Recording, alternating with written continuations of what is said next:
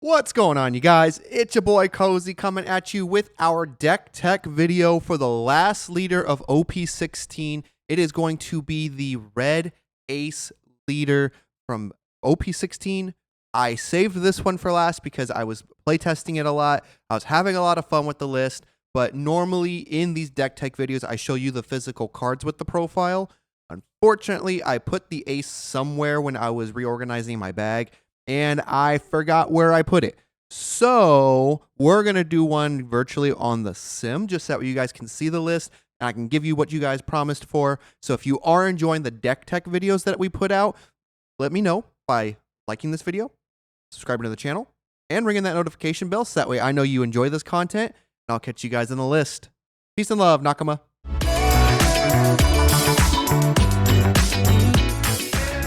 Welcome in, you guys. Here is the OP16 list for Red Ace. It does change a little bit when we get into OP17, so if the leader does become a little bit stronger, we'll revisit it after we go through all of the OP17 leaders that come out with the meta. So, what exactly does Ace do? So Ace is a 5-life, 5,000 power mono red leader with the activate main of once per turn, up to 1 Monkey D. Luffy, or a Whitebeard Pirates character with 8,000 power or more gains rush during the turn. Very, very simple effect. Very, very strong effect. So what can we do to facilitate this leader's ability to the best that it can be? Well, starting off, I run 4 copies of Monkey D. Garp from OP13. It is a 1-cost 2k powered character with a 1k counter. It is a mono red navy type, but it has the on-play of if your leader is Luffy, Sabo, or Ace, we look at the top 4 cards of the deck, we add one with a cost of 3 or more and add it to the hand. The rest go to the bottom. So it is searching for everything in this list except our Namule, our stage, and our event. Everything else is fair game. We'll accept Garp, but Garp will never search itself anyway because it's a normal searcher. But either way, we're searching pretty much the entire deck, and everything in it is searchable. You may whiff once in a very, very blue moon, but I digress. It's not going to be too bad. We are running 4 copies of Namule, which is the 1-cost 2,000 power 2k counter from OP16, which is a Fishman and Whitebeard Pirate. It has the effect of on play, reveal 1 character card with 8,000 power from our hand. We can pop up to one of our opponent's characters with 2,000 base power or less. So with that being the tech into Green Blue Luffy, we can pop whatever they play on board, whether it's the Mr. 2, whether it's the Daz Bones, just something, or even the Luffy Searcher. We're popping it with the Namule. I usually like to play 1 in the early game and then keep the rest as 2k counters, or if I really need to start popping things, I'll play them out to kind of clear their board down and focus heavy on that. It also gets rid of a lot of the Searchers in the meta, so very great card to see. I have 2 copies of the Red Sanji from OP10. It is a 3-cost, 3,000 power character with 1k counter. Has the effect of on our turn, it gains plus 3,000 power, so it is a 6k body on our turn. And then the on KO effect of drawing 1 card. I like this going into the first curve in case we don't get the second curve. Just that way I have something to play on turn 2. It becomes an effective attacker the next turn when we're playing the 5-drop, and it also kind of recycles itself because they're going to have to try to deal with it. They're going to try to use resources to bottom deck it more than anything, but in the off chance that they do KO it, we get to draw 1 card and keep digging through the deck. I do run 4 copies of the Monkey D. Luffy from OP16. It is a 4-cost, 6,000 power character with no counter. It has the effect of if our leader's name includes Ace and we have 6 or more Dawn, it basically becomes a 2-cost character, but on curve we would probably play it, or we try to get it out as soon as possible on the 6 Dawn. But on our opponent's attack, we trash 1 character card with 8,000 power from our hand. Our leader and this card's base power becomes 7k during the turn, which it helps super defensively in the matchups that we do have. A great example of it is Blue Yellow Nami. Blue Yellow Nami was really, really strong because it becomes a 7k leader. Ace does the same thing with the Luffy on board. I run 4 copies of the Little Oars Jr. from OP16. It is a 4-cost, 8,000 power character with a 1k counter. It does have the effect of if we have no characters with a type, including Whitebeard Pirates, and a cost of 8 or more, this character gets minus 4,000 power. So the turn we play it, it is a 4-cost, 4,000 power blocker. But once we get an 8-cost or higher Whitebeard Pirate on board, we now have a big body and a big blocker nonetheless. I run 2 copies of Ezo, which is a 5-cost, 7,000 power character with no counter from EBO1. And on play, we can attach 1 Rested Dawn to a leader or character, and then on opponent's attack once per turn, we can trash a card from our hand, and then if our leader has the Land of Wano or Whitebeard Pirates type, give up to one of our opponent's leader or characters minus 2,000 power for the turn. So, the beauty about going first in this deck and you have Ezo in your hand. Play the Ezo, you put the Rested Dawn under Ezo. Ezo is now a Whitebeard Pirate with 8,000 power. Ace can give it rush. Keep in mind, Ace's ability does not say base power 8,000. It just says 8,000 in general. So we get the Ezo, we play it, we can attack for 8 on the same turn we play the Ezo, and now we have a free 2k counter with our hand. And if we have the Luffy on board from the turn before, we are now swinging 8,000 and 6,000 with our leader. Our leader becomes 7k during our opponent's turn, and we get a free 2k counter so we can get out of like an 8k swing. I only run 3 copies of the Red Ace, more so because I didn't have the 4th copy, but I think consistency-wise, I was seeing this card way too much, and I didn't really have opportunities to play it a whole lot. I think 3 is a very comfortable spot for the Ace, personally, but you can run 4 if you want to. You just kind of got to cut down on some cards here and there to kind of make the deck feel good, which most of the time you would probably cut the Roger to add the 4th Ace if you wanted to, but for me personally, I do run 3. It is a 5-cost, 6,000 power character with 1k counter. This is one of the secret rares of the OP16 set. It has the effect of the counter of all your characters with 8,000 power in your hand become 2ks. On play and on KO, we look at 5 cards from the top of our deck, reveal either a Monkey D. Luffy or 1 card including Whitebeard Pirates added to the hand, but the rest at the bottom. So this is a very expensive searcher, but it is a very strong searcher. It is also a very strong character to swing with. I love this character so much. This is a very good card to run in Ace or any large Whitebeard Pirate leader. Probably my favorite card into the green-blue Luffy matchup is 4 copies of the Vista. 6-cost, 8,000 power, no counter cards. It is from OP16. On play, we can reveal a character card with 8,000 power from our hand to draw 1 to replace itself. But the Dawn times 1 when attacking effect is the most important part because we can KO up to 2 of our opponent's characters with 2,000 base power or less. So no matter what they do, base power will always reign supreme. This deck always focuses down on those low aggro matchups. Ideally, if you are going second, you want to see the stage and this card in your hand.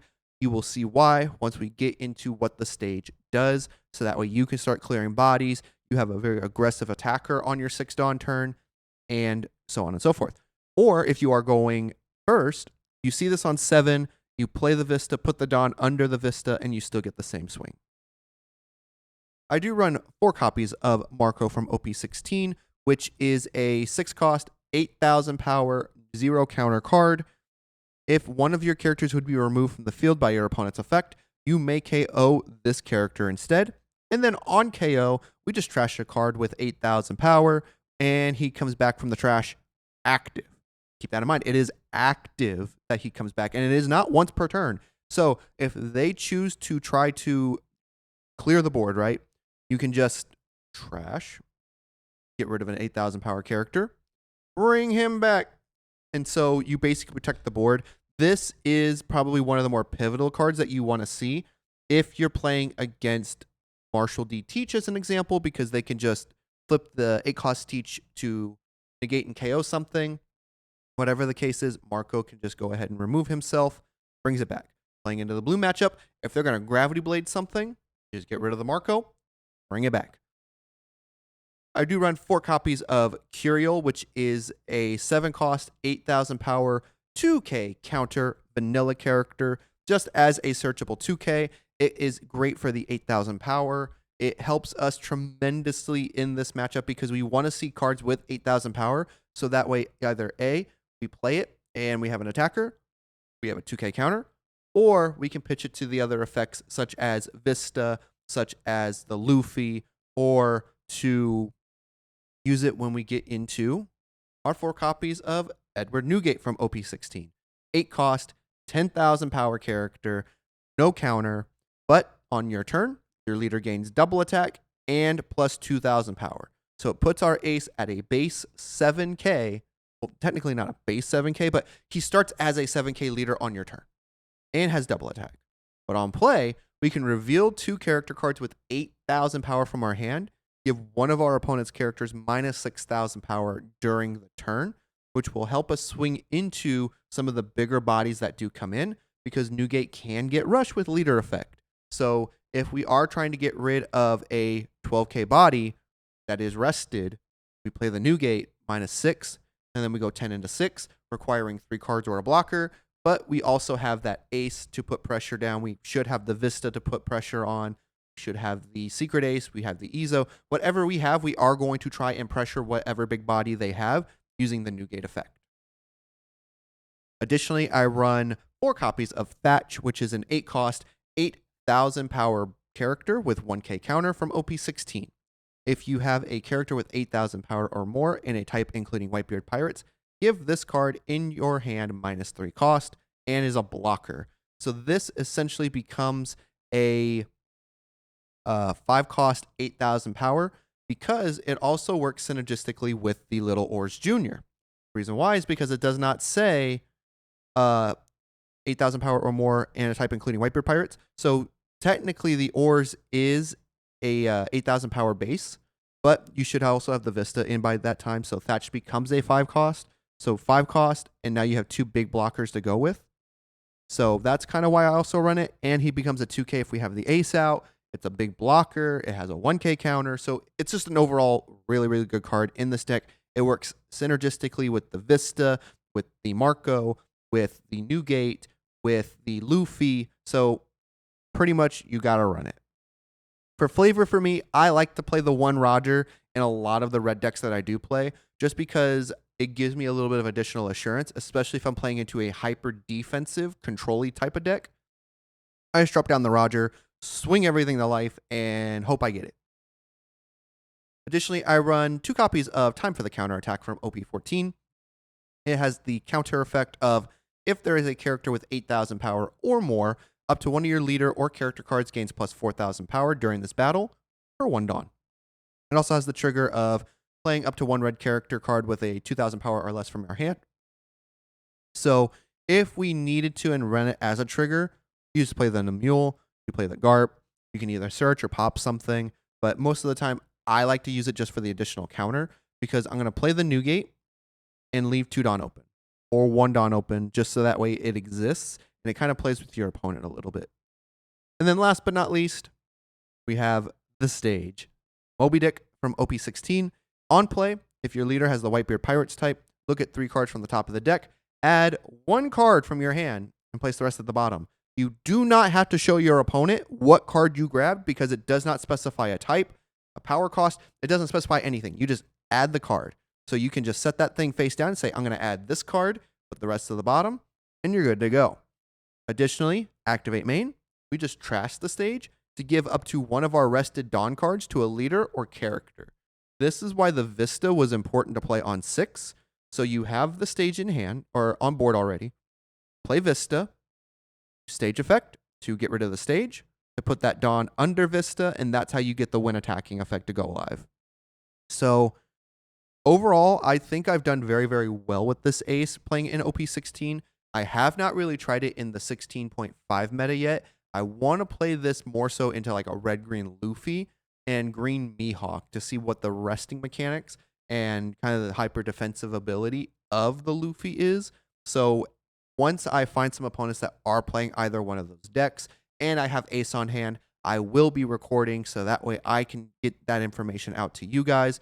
But this is my current iteration of Red Ace. Like I said, once OP16 comes out or 17 comes out, we will revisit this list because there is a Edward Newgate that does come in OP17 that I really want to try out because I heard it super buffs the ace and it makes it a really, really good deck again. But we'll see. But if you enjoyed this deck tech, again, let me know by commenting down below. What is your favorite part of this specific leader that makes this leader probably one of the better ones out of the gate on first impressions? And I will look at those comments and reply to every single one of them. But more importantly, if you are not subscribed to the channel, please make sure you do. It helps me out a ton. It also doesn't cost you guys anything to do. And keep in mind, we are in the middle of our giveaway. Once we hit 500 subscribers, somebody somewhere on that subscriber list is going to be winning. We are raffling off 3 winners for the OP17 Alt Leader Proxy set. So make sure you are subscribed so that way you can get into that giveaway. And I will catch you guys in the next video. Peace and love, y'all. Thanks for riding with the vibe. Cozy games every time. Pulling leaders, making plays on the line. Sailing through the grand line, strategy refined. Catch your next match, stay locked in the grind.